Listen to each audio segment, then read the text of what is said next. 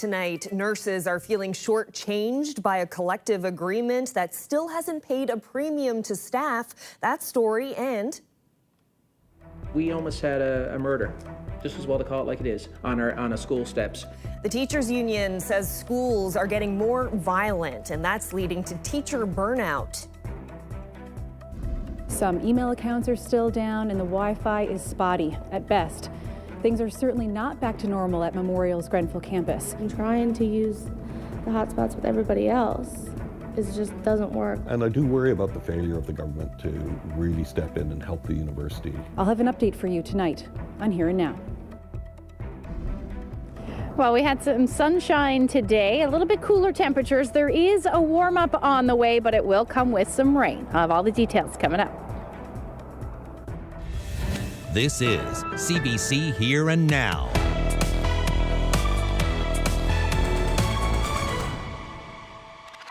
Good evening and welcome to Here and Now.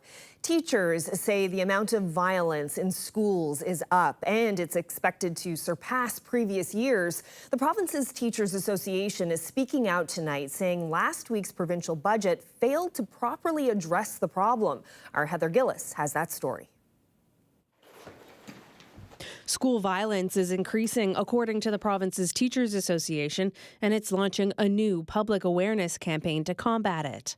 This school year, the NLTA is projecting a 40% increase in violence, expecting nearly 3,900 incidents of physical violence, with 30 of those warranting a call to the police.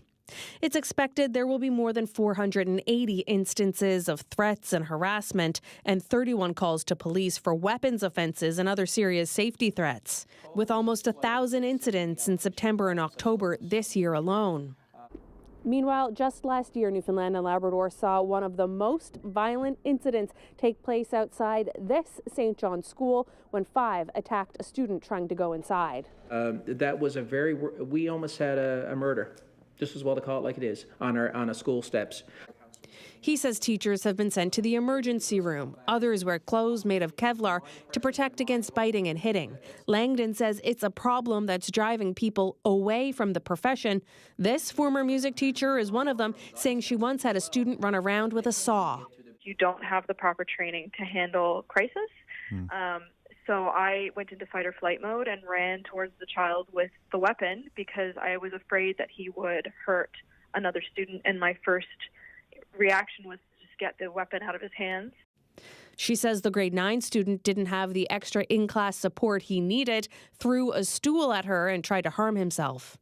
The NLTA is calling for social workers in schools, more public health nurses and school psychologists to quell the violence. It also wants alternative schooling options for the most troubled. We need smaller class sizes. We need allocation based on the needs of a classroom. We've seen. Langdon is disappointed the province didn't inject cash into the education system in the 2024 budget. I don't think it's a priority. I don't think education is a priority in this province right now. Education Minister Krista Lynn Howell disagrees. She says the province wants to address violence, but believes schools are safe. There are students and teachers who get up day in, day out and go to school. They do their best without incident. And some of these things are, as I said, rare. The Education Minister says they've held a teachers' think tank and are working on an education accord to improve the system, something Langdon says he has no faith in delivering change. Meanwhile, teachers are also asking parents to speak up about violent incidents in schools. Heather Gillis, CBC News, St. John's. Now, the Education Minister also says the province did increase funding for student assistance by $3 million. But NDP leader and former teacher Jim Dinn says that's not enough. And the Canadian Federation of Teachers says school violence has increased across the country. It's a national issue. We've been hearing it for a long time. We've been hearing it since 2018 when CTF did a pan-Canadian scan to see how things were going, and there were violent incidents in the schools across the country. Since the pandemic, those violent incidences have increased. Because I think that this government and this minister, along with the other ministers beforehand, have substituted words for meaningful action. She talks about student assistance. Well, I can tell you from the principals who contacted me, The word they used was it's a joke, because if you look at the total number of hours that each day is spread across school, it's minimal. Well, staying with education, more than 2 months after a cyber attack at Memorial University's Grenfell campus, students and staff are still having connectivity issues. As Here and Now's Colleen Connors reports, one professor says the situation is worse than the administration is letting on. Gerard Curtis is trying again to print something in his office. Since the cyber attack in December, students and professors have to use a USB stick and use a random laptop just to access the printer. It's the result of a ransomware attack, when someone gained access to the Grenfell campus network and its encrypted data and shut down Grenfell's IT services. More than 2 months later, the administration says things here are working fine. Curtis calls that a huge disconnect. What they have been doing is doing things like trying to centralize our IT services, again without consultation with people at Grenfell, the specialists at Grenfell. Like I said, our email could have been up and running within 2 weeks. It's on a separate server. They've set up a green server system here. So we could have been actually back in the fold dealing with students much more rapidly. But because they want to centralize services, they've taken our servers and moved them to St. John's. Memorial says the cyber thief stole 5 people's banking info during the attack. Grenfell campus email accounts are still down. The Wi-Fi on campus is spotty and labs are not working. Even the phones aren't working properly. If there was some type of an emergency, students have been told to use personal cell phones. Curtis uses Facebook to connect with students. Memorial is not talking, telling CBC no one is available to do an interview. Yeah, morale is low, for sure. Students are fighting for a refund for their student service fee. And it gets worse. The Grenfell website is still down. Students can't access any information about courses, degrees, or registering. But when you're trying to book appointments for the math appointments and some other services here that's offered, it's you can't get into it at all. It just takes you to a page that has IT technical support. So a lot of the times you just got to email them. Every click leads you to a temporary web page citing the IT security issue. I mean, we've been impacted with recruitment for our students. Our web pages aren't working, so students have troubles accessing web pages for future recruitment to come into programs out of high school. So enrollment may be down in the fall. The fear now, of course, is that the semester is coming to an end and it's going to get very quiet here over the summer months. Curtis believes that MUN will use that lull to centralize more IT services. And when everyone comes back here in the fall, they'll have to readjust again. Colleen Connors, CBC News, Corner Brook. Police say human remains found in a wooded area near St. George's belong to a man who disappeared nearly 7 years ago. 47-year-old Larry Young went missing in the summer of 2017. At the time, a friend told CBC News that Young had appeared confused the day he disappeared. An extensive search lasted for weeks before being called off. No other details are known at this time. Well, in other news, it's been 8 months since registered nurses signed a new collective agreement with the province, but the head of the union says some premiums still haven't been paid. The CBC's Alex Kennedy has that story. Registered nurses ratified a new deal with the province on August 4th. It came with new benefits, incentives, and a long service premium for staff of 15, 20, and 25 years. Union President Yvette Coffey says that premium should have been paid out when the deal was signed, but was told via email yesterday that nurses won't see that money this month. To say that I am not happy would be an understatement. Our members have been very patient. We have been very patient, but our patience is gone. Now we're done. Coffey says it's the latest blow to a group that already feels undervalued, and that incidents like this could force nurses to move away. It's a slap in the face to our members, and there's no other way to describe it. NL Health Services tells CBC it understands nurses' frustrations, but says a technology problem is holding up the payments. A statement reads in part, quote, "The long service premium required NL Health Services to manually review employees with at least 15, 20, and 25 years of service. In some cases, the information required predates the human resource information systems of the former regional health authorities. As a result, it has taken more time." The head of the nurses union says 8 months is too long. NL Health Services says payment could come in the spring, but Coffey wants the government involved to ensure nurses get what they bargained for. Alex Kennedy, CBC News, Corner Brook.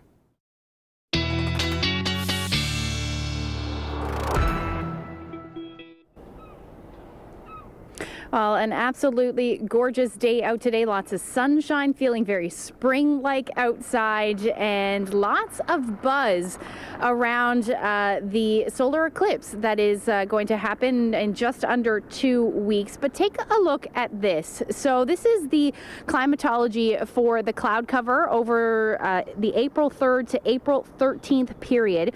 And you can see that lack of cloud cover there to the southwestern portion of the U.S. But I know we're all hoping for some sunshine, some blue sky, just like today, to witness this once-in-a-lifetime celestial event. But unfortunately, statistically speaking, April is a very cloudy month for Atlantic Canada. And, looking back over the past 2 decades, there was really only one April 8th where the island was completely clear. But in the last 10 years, there were numerous years with at least some breaks in the cloud cover. And obviously, that is what we are hoping for. Now, we're going to have to wait till we get much closer to know what exactly will happen and if we have some clear skies.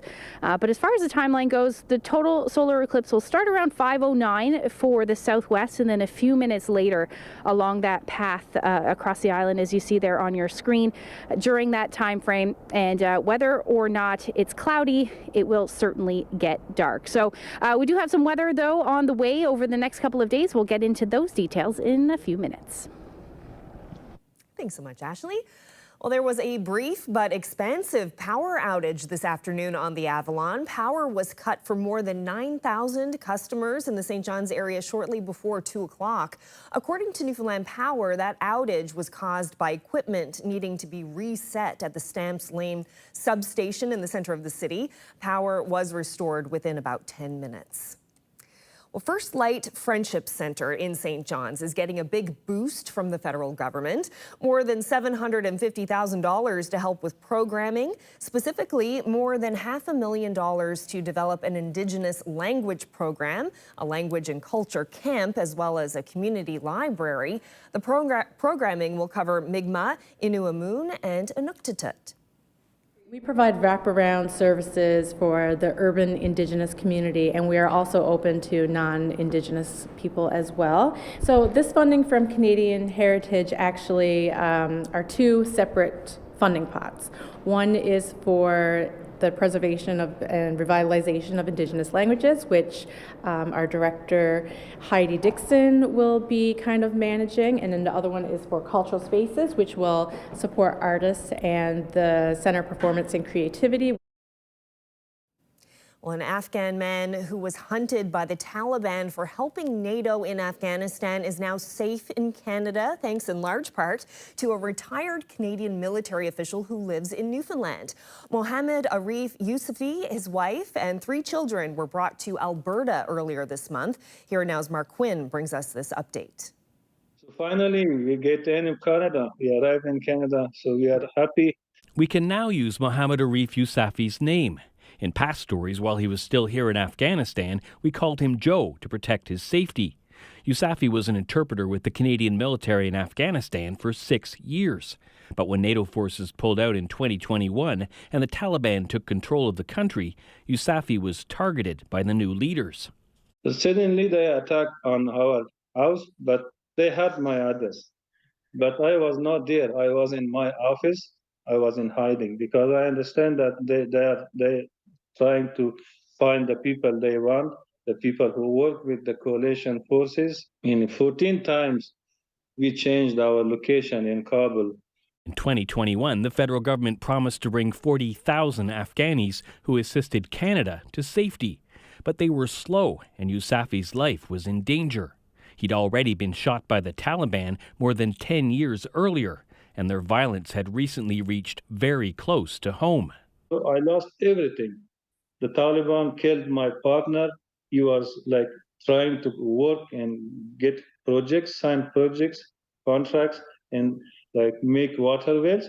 So they killed my partner. So he contacted his friend and colleague, retired Canadian Brigadier General James Camsell. Us and other Canadians are really trying to help you and others in your situation in Afghanistan to leave. Camsell lives in Maddox Cove, not far from Petty Harbour's War Memorial, which also remembers people from this province who served in Afghanistan. Camsell hadn't forgotten his friend Yousafi and the work he did to help him safely navigate the troubles in Afghanistan. Camsell and his colleague, retired Lieutenant Colonel Christine Carrigan, who Yousafi says was like a sister to him, launched a campaign to get their former interpreter to Canada. They reached out to contacts in Afghanistan. They also phoned, wrote, and emailed every federal and local politician or bureaucrat they could think of. There were times when they feared Yousafi would never get out. But after 2.5 years, their campaign actually worked. It's very cold in Medicine Hat, Alberta in March, but Yousafi and his family are finally safe there. It was long and challenging to deal with. And I get it that in 2021, this was a program that was put together. But it seemed after, into the second year, you think the program would be moving a bit more smoothly. It never did. But regardless, he's out now. He and 4 family members are out, but Yousafi says the job isn't done yet. This is my request from the Canadian government, from IRCC, from Defense Minister to accept my brother's application, at least for now, only my 2 brothers with their family. His brothers and their family have made the dangerous journey across Afghanistan to Pakistan. They can't go back, and they're living in abject poverty. They go to Afghanistan, the Taliban will kill them. If they stay in Pakistan, starvation and hunger should kill them. He says Ottawa must rescue others left behind, like his brothers, who've been targeted for the work he did for Canada. Federal officials say they can't comment on specific cases, but added that Canada has brought more than 49,000 people from Afghanistan since 2021. And they say they'll continue to process eligible applications. Mark Quinn, CBC News, St. John's. Well, DFO has released its latest data on northern cod stocks.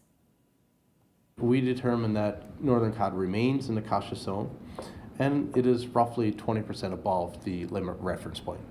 Well, that's the good news. Northern cod stocks remain in the cautious zone, according to the latest stock assessment, but the biomass hasn't shown any substantial growth since 2016. And DFO says even with no fishing, there's a risk of the stock declining into the critical zone over the next few years.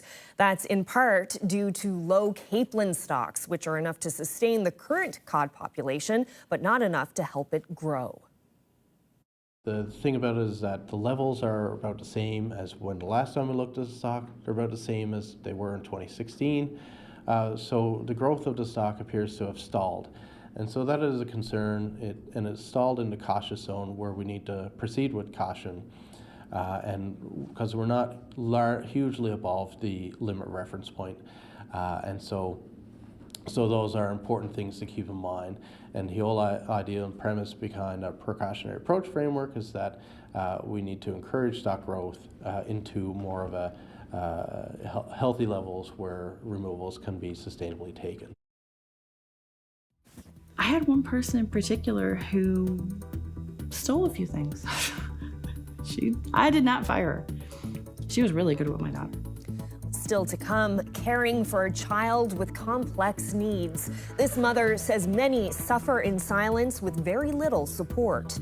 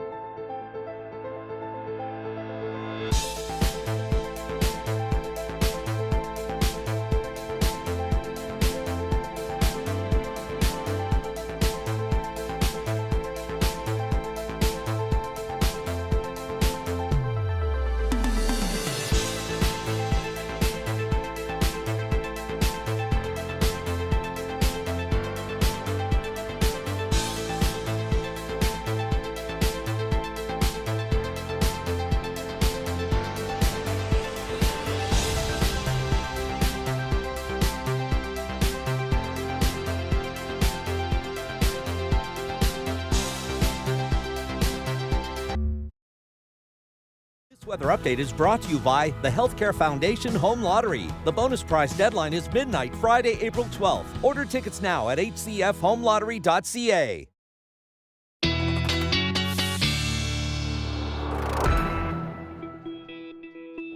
Well, Ashley, you chose a wonderful evening to be outdoors. Seeing you out there and all that sunshine makes me feel like going home and like firing up the barbecue or go sitting on a patio somewhere or something. I know I'm getting ahead of myself, but still, it looks really nice. Certainly. I know we fired up the barbecue last night, though. You can't get too many of those days in. At least I don't think so. Anyway, I will always fire up the barbecue. But yes, a beautiful day out here today. Lots of sunshine. Does feel very spring-like. A little bit nip in the air now as we head towards sunset. But let's take a look at those temperatures this afternoon where we topped out. Daytime highs at +3 in St. John's. You head towards central areas of the island and even towards the west coast, anywhere from 6 to 7 degrees today. Up across Labrador, temperatures towards the coast a little cooler into the minus single digits, but +1 was the afternoon high in Lab City today. That's where you're sitting right now as well. Temperatures are starting to dip a little bit here in St. John's, down to about 1 degree with a bit of a wind chill out there. There's really not a whole lot of wind to talk about, but it is feeling more like -1.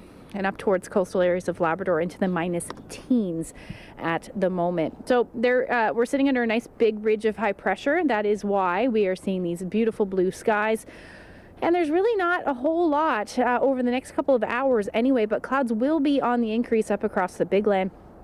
We're going to see some clouds move in as well for the southwestern portion of the province, and that is ahead of our next weather maker. So this is going to bring some weather with it, likely in the form of some potential for some light freezing rain in the early morning hours for the southwest, and that's because temperatures are still going to be hovering around the 0 degree mark. Now the rest of the island will be below zero tonight, well below zero.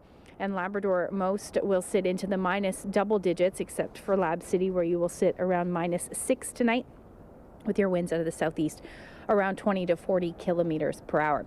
So tomorrow, it is going to be windy for the Rec House area, where you will see your winds gusting around 100 kilometers per hour.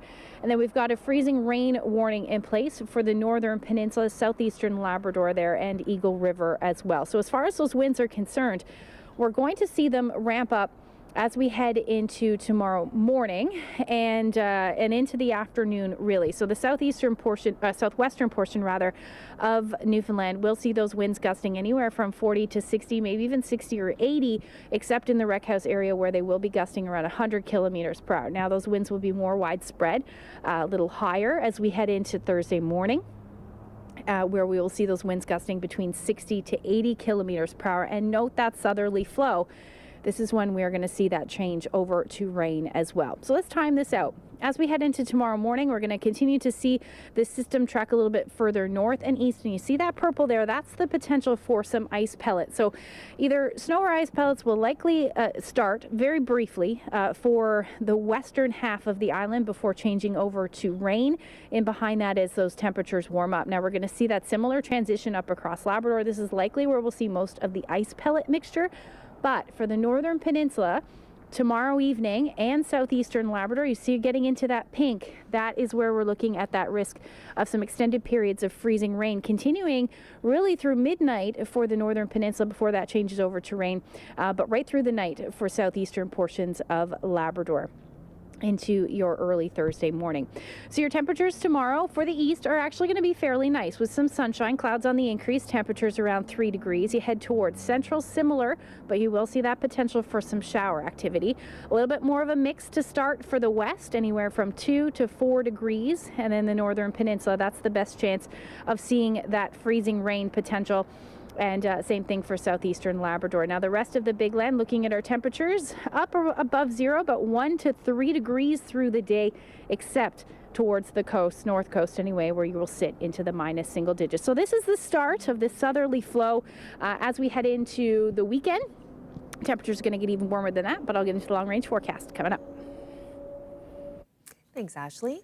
Well, a mother in Spaniards Bay has dedicated her life to educating people about the challenges of caring for medically complex children. She says parents and caregivers often suffer in silence with a lack of available care and little government support. The CBC's Jessica Singer has this special report. Amy Richards is a university student, a mom, and when her daughter Minxie Tuttle was alive, she was often administering round-the-clock medical support. Minxie had cerebral palsy, a chronic lung disease, and complete hearing loss. She died in 2020 when she was 11 years old. Richards needed a respite worker to alleviate the burden, someone with enough specialized knowledge to do things such as feed her daughter using a G-tube. But finding consistent and competent care was a challenge. It often left her desperate. I had one person in particular who stole a few things. I did not fire her. She was really good with my daughter. So, there's sometimes in this sort of situation, right, where it feels like you're a little bit over a barrel, you have to make some concessions on what's important to you and what's not. And my possessions were not as important to me as making sure that my daughter had good care. And she had good care with this person. The Newfoundland and Labrador Association of Public and Private Employees represents thousands of home support workers. Its collective agreement with home care agencies expires March 31st. The union wants the government to step up and put more money in the home care system. We keep hearing government talk about and employers talking about being competitive in Atlantic Canada. Well, I can tell you a home care worker in Port aux Basques could get on the ferry and go for North Sydney, and our wages will increase by over $4 an hour just by crossing on that ferry. So why are Newfoundlanders and Labradorians less valued? The province has the highest rate of children and youth with complex health needs in Canada, over 50% higher than the national average. Shortly after Minxie died, Richards pursued a master's degree at Memorial University. She published a report last month about what it's like caring for medically fragile children. So one of the things that I would ask parents is, tell me the worst thing about parenting your child. And these are parents who are dealing with the longevity of their children every single day. And I'd ask them, tell me the worst thing about parenting. And a lot of them said the fight for services, right? To the fight for respite. And that floored me, that out of everything that they're dealing with, this to them is the hardest part. Richards says one of the most stressful parts of receiving respite support is a lengthy and tangly government application process. Caregivers have to apply for the Special Child Welfare Allowance Program. The application form is essentially an extensive financial test.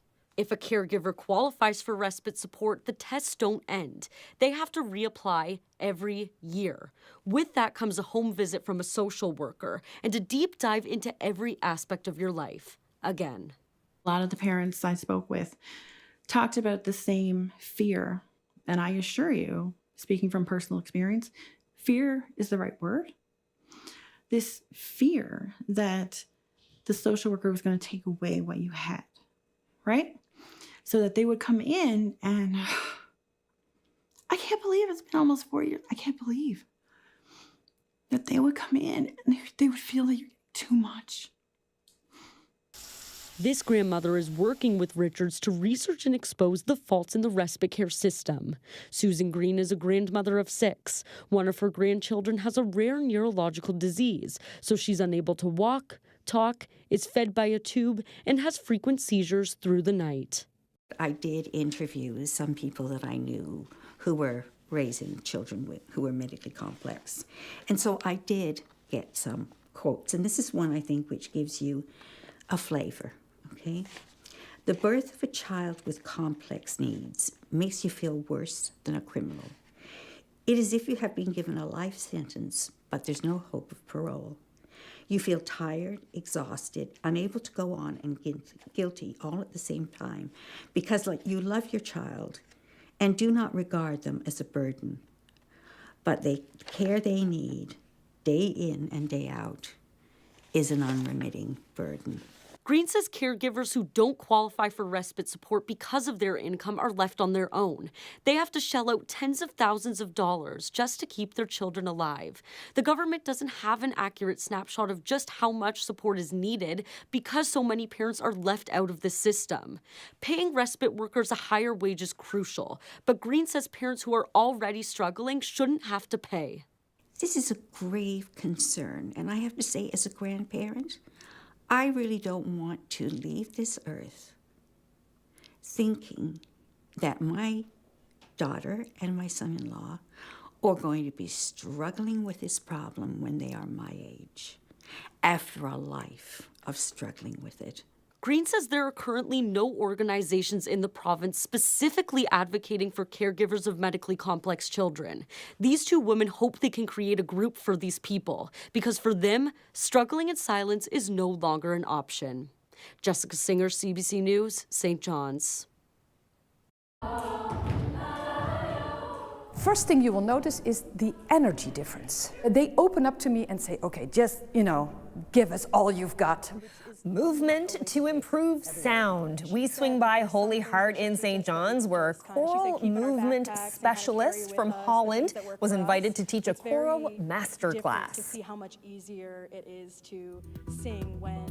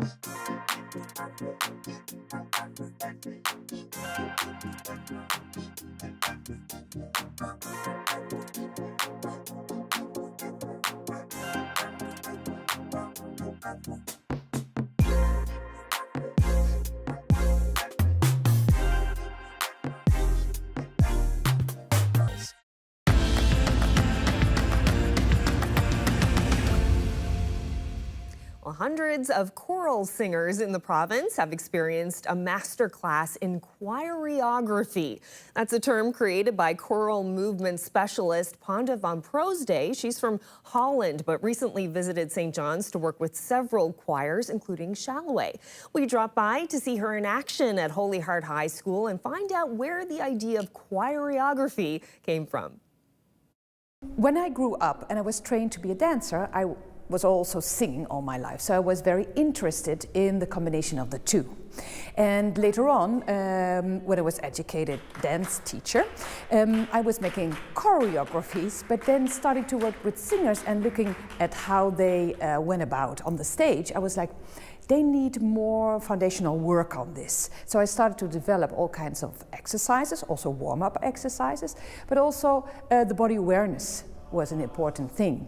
And then we would work on pieces. So they would sing and then I would find the right movements for what they were singing. So it's also expressing the words, for instance. And then finding these movements, I realized that the conductor next to me was quite happy with it. So I was like, okay, so tell me what you hear and what you see. And he said, well, it's easier for them to have the dynamics right because I can say it for couple of weeks, but then it will not sink in. And when there's the right movement to it, they do it right away. And I thought, this is interesting. I will, continue with this.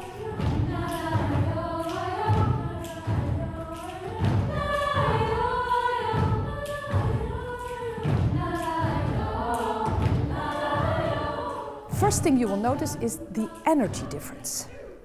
So the group would have the same frequency, feel that they're on the same frequency, and send out this energy that connects and communicates with the audience. Because often it goes towards the conductor, but not beyond. The other thing, presence, confidence, which is also, of course, very important. A healthy posture from singing, because some people can be singing like this. So it's also important that they use the whole body in posture and be confident with that, but also a lot of energy and support come from this. Last year I was very honored to be able to attend the World Choral Symposium in Istanbul, Turkey. And one of the sessions that I signed up for was with Panda, who I had no idea who she was at that time. I had never heard of her, but I went to the session and got to experience everything that people in Newfoundland are experiencing right now with her movement, how her philosophy behind the voice and movement. And I walked up to her afterwards and just said, hi, my name is Robert and I would like for you to come to St. John's, Newfoundland. And she was like, oh, okay, great. And so from that moment, I thought, we have to make this happen. So a partnership with Shallow Youth Choir and with their artistic director, Kelly Walsh, as well as reaching out to the Bruno Center for Excellence in Choral Music. And they were very gracious to help us with funding to get Panda over to Newfoundland. And so because of these partnerships, we were able to make all of this happen. And over 400 students and choristers have gotten to work with her in the past 10 days. My experience here is that the young people as well, they are eager to learn something. But also the adults, the people I have been working with, like Robert Colburn here from Holy Heart and Kelly Walsh from Shallow, they open up to me and say, okay, just, give us all you've got, which is not always the case everywhere around the world. So that's really unique. She said that there's some things that she'll teach us that we can just she said keep in our backpacks and kind of carry with us the things that work for us. It's very different to see how much easier it is to sing when you're standing in the right way and moving your body in the ways that support that. I had my music school audition, and I was standing in my music school audition, and I was thinking about the things Panda said about posture. I definitely kept that in my back pocket, so I will definitely use it going forwards. Today you're going to get to see our very special guest, Panda, working on a very special piece that we have been working on for a couple of weeks now. Kelly Loader was very gracious to let us sing their song, Fearless. We kind of had the piece in the works, and then Panda has arrived, and so Panda is going to be using some of her choreography with the students and kind of talking them through some of the movements that they can put to the words to kind of enhance the piece and make us sound better and look better. So it is come, shoulder, shoulder, shoulder, two, because I'm two, two, two, two, two, two, and we had a 1, 2, 3. Man, we did so many things. No matter what's in my way, 'cause I'm fearless, nothing that can break me, hero of my story, I'm a warrior. As a choral conductor, I'm watching my students sing, and then Panda comes in and she does just a simple thing like picking up a box off of the ground. And then all of a sudden the students do that while they're singing, and the sound just gets so much different, so much better. Or she talks to the students a lot about singing through their backs and using more of their muscles in the center of their body. And things that, you think of when you think of the voice, yeah, you think of having to breathe and your vocal folds. But do you really think about the whole body as being the instrument? And that's something that she has brought to all of the people that she's worked with over the past 10 days. I have been showing my face. This is my impression. I've been showing my face and left a little trailer, left a little trigger. And well, we will see how they can continue with this work from here. And I secretly hope that I will be back. Mr. Smallwood, to my opinion, is one of the finest men that Newfoundland has ever seen. Premier Smallwood has been labeled a dictator. If he is a dictator, I wish that Newfoundland will get another one.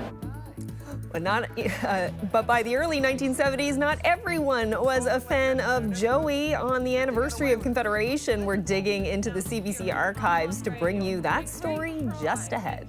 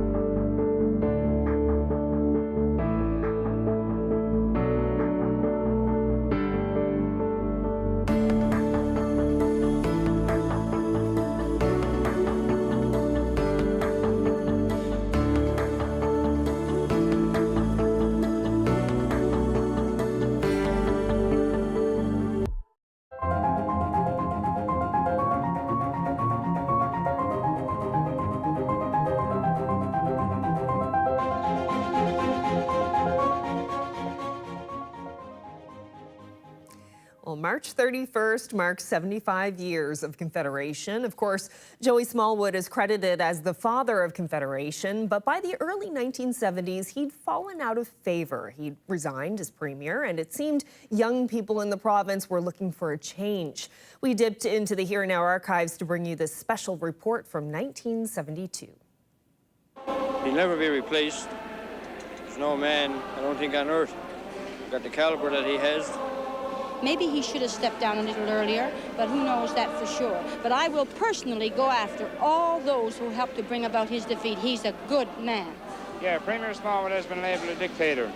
If he is a dictator, I wish that Newfoundland will get another one that's just as good. Thank you. You know, most men have to die to have such nice words said about them. And then it's too late. And in my case, that would be a shame. Mr. Smallwood, to my opinion, is one of the finest men that Newfoundland has ever seen, or ever will, in my opinion. He's the most wonderfulest man and has done a very, very wonderful job for everyone in Newfoundland. And I just hope and pray that he will get his just rewards for what he's done. And someday we will see a monument to him for all the beautiful things that he's done for the kids and for the old and for the young of Newfoundland. And we just love him. People have said that it's the outports only which kept Joey in. Vicentia is a good example of the kind of community that is representative of Newfoundland in a true sense. So it's probably in Vicentia that you'll get some of the answers. I think Joe Smallwood generally and his relationship with people over the years and even now. Oh, there's no question about it, but he had a wonderful appeal, we say, to the common people. Mm-hmm. There's no question about that at all. Yeah. Because there have been some enormous changes, we'll say, since Confederation. The young people of the province are brought up with a different set of wants and a different set of expectations, desire change probably quicker than other people do as well. And the young element seems to have played into this election, not in any particular vote or even the fact that they may have swayed districts because the election was tight, but they arranged or participated in or were partly responsible for the very feeling that it is time for change. In 1949, when it all began, any development was right because we had no development. Any change was an improvement because every change was an improvement. But that's no longer true. Today we have the luxury of choice. And we're not here, the Liberal caucus, we're not here to make promises. But looking at these men, I believe I can promise you that we'll give the Tories a strong and responsible opposition while we're there. We'll give them a strong government when they're in opposition, and that won't be long now. Mr. Roberts himself, he's a very young man, he's 31, must be probably one of the youngest leaders of a political party in Canada. Yet both of the parties seem to be cut off from the younger element or the younger viewpoint, or cut off from the change and the direction that the youth of this province seem to want. What confidence can we place in our elected representatives? For that matter, what confidence can we, as Newfoundlanders, have that we are capable of governing ourselves? We readily accept authority without questioning it. We are still controlled by lawyers and merchants. The elitist system is still prevalent in this province. The chosen few have the divine right to govern, and it's because people like you and I are too gullible and have so little ambition and initiative that they get away with it. When the vote was announced here on Mun Radio, a great cry went up of joy that Joel Smallwood was out. And now you didn't think about the consequences then, but you're all worried now because you got a bad government. But you didn't really worry about it before. So if you're upset now, as far as I'm concerned, that's great, because you didn't get involved before, and this mess is your bloody fault, along with the rest of Newfoundlanders. Let them know that you're going to pressure them, that you're not going to let them throw you around any longer, and that you know what's going on. You got some facts and figures. You're not just a bunch of people yelling and shouting about nothing.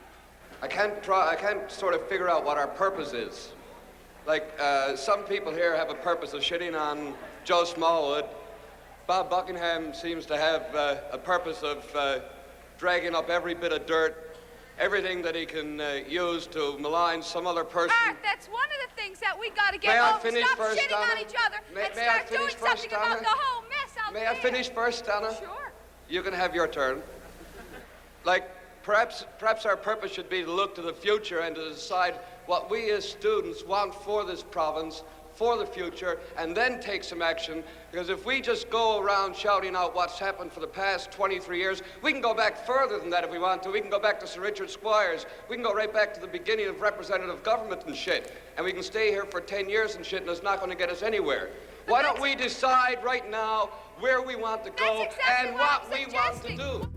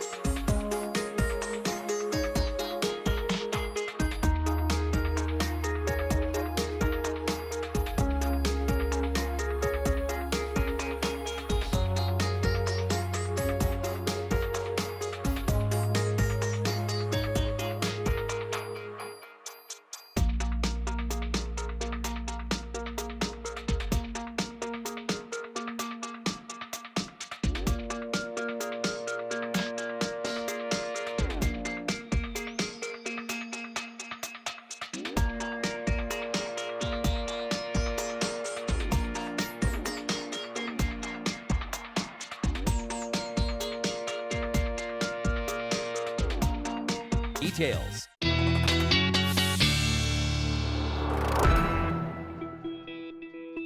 Well, Ashley, I'm still kind of processing that amazing archival footage that we watched just before we went to break from 1972, all the young faces there. But instead of looking backwards, let's look ahead. What's going on with the weather later on in the week? Yeah, it's going to be warm, but it is going to be wet, unfortunately. Let's take just a look at what's going on as we head into Wednesday evening and then into Thursday morning.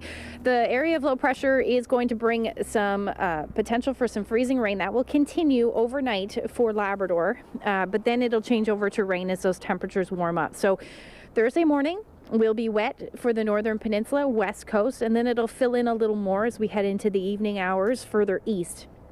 As we really lock into this southerly flow, and that is going to warm up those temperatures anywhere from 9, 10, maybe even 11 degrees possible for central and the west coast. A little cooler in that onshore flow, but temperatures still well into the single digits, anywhere from 6 to 9 degrees. Well, 6 to 8 really. And then across Labrador, quite mild across Happy Valley Goose Bay as well, potentially reaching the double digits as we head into Thursday. So overnight Thursday and into Friday, again, we will see that shower activity. It will likely get a little heavy as we head into Friday morning for the west coast, and then eventually that will spread east through the day on Friday. And then even the potential for some snow moving back in up across Labrador, some colder air is in play there. So we're going to have to keep an eye on that one. But again, another day of 9, 10 degrees across a good portion of the island. Now, the southwest will likely see single digits, and that will be the story for the Northern Peninsula as well. And up across Labrador between 1 and 5 degrees as your daytime high. So the long range forecast after that, as we get into Saturday, we are looking at those temperatures back down to the single digits, but still quite mild, 7 degrees with rain continuing. This is when we could see some periods of heavy rain, especially for St. John's and eastern Newfoundland. By Sunday, looking to clear out. Beautiful 5 degrees through the afternoon. Then for central, you're looking at your 10-degree temperature sticking around through Saturday. Same thing for the west. We will see that drop in temperatures, though, as we head into Sunday with the potential for some showers, but clearing skies through central. Eastern Labrador, you're going to stay on the plus side of the mercury as we head into Sunday, and then cooling down for Western Labrador into the minus single digits. Our photo today, speaking of Labrador, is a beautiful shot of the sun in Lab West. Mark shared that great shot with us. And if you have any weather photos that you would like to share with us, you can send them to nlphotos@cbc.ca. Oh, that is a beautiful shot. The clouds look so bizarre, but very, very nice. All right, well, that's it for us. Thank you so much for spending part of your evening with us, and I hope everyone can get out and maybe enjoy this last bit of sunshine that we have for the rest of the evening. Good night, everyone. Good night.